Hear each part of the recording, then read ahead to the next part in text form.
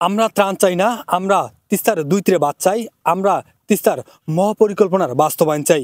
এই কথাগুলো তিস্তার ২ তীরের মানুষের, এই কথাগুলো উত্তরের জেলার মানুষের, এই কথাগুলো লালমনিরহাট জেলার মানুষের।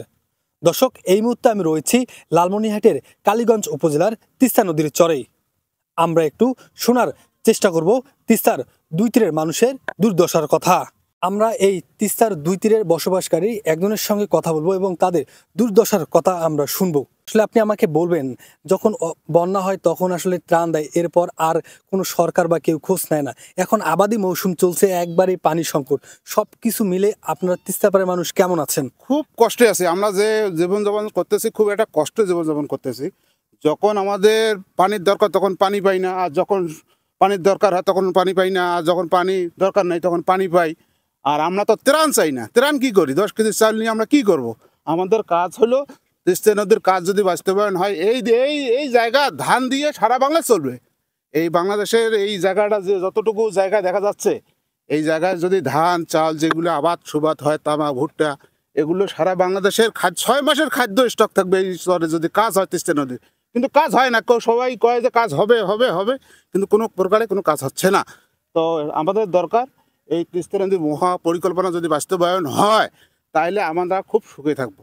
তা আমাদের অনেক সরকারি আসলো, অনেক কেউ আসলো, বড় সবাই বলে যে কাজ হবে কাজ হবে, কিন্তু কোনো কাজ হয় না। তা আমাদের দাবি, ন্যায্য দাবি, আমাদের তিস্তা নদীর মহা পরিকল্পনা বাস্তবায়ন হোক। আমরা সরকারের কাছে এটা দাবি জানাচ্ছি আর কি। আমরা তিস্তার পাড়ের আরেকজনের সঙ্গে কথা বলবো, আমরা তাদের আরেকটু দুর্দশার কথা শুনবো এবং তারা কি কি সমস্যা রয়েছেন সেই কথাগুলো শুনবো এবং নতুন সরকারের কাছে তাদের চাওয়া পাওয়া কি রয়েছে সেটা শোনার চেষ্টা করব। আমাদের তিস্তা পাড়ের যে মানুষ আছে সবাই তো খুব অভাবী এবং সবাই অনেক সমস্যার মধ্যে থাকে। আমাদের ত্রাণ চাই না, ত্রাণ আমরা কি করব? আমাদের চাওয়া হচ্ছে যে তিস্তা মহাপরিকল্পনা বাস্তবায়ন হোক এবং তাতে আমাদের বর্তমান সমাজে বেকারত্বের হার অনেক বেশি।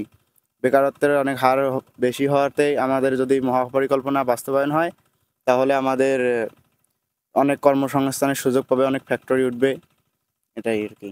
ধন্যবাদ। যদি আপনাদেরকে বলি যে তিস্তার যে 2 পারের মানুষ রয়েছে তারা কিন্তু ত্রাণ চায় না, তারা চায় তিস্তার মহাপরিকল্পনার বাস্তবায়ন হোক অথবা তিস্তার 2 তীরে বাঁধ হোক, এতে তিস্তার মানুষ একটু শান্তিতে ঘুমাতে পারবে। যদি আপনাদেরকে বলি যে অসময়ে বন্যা এবং আবাদি মৌসুমে কিন্তু তিস্তা কিন্তু কোনো পানি থাকে না, এখন কিন্তু আবাদি মৌসুম চলছে, আপনারা দেখতে পাচ্ছেন যে তিস্তার চরে কিন্তু বিভিন্ন মেশিন লাগিয়ে তারা কিন্তু পানি তুলে তারা চাষাবাদ করছে।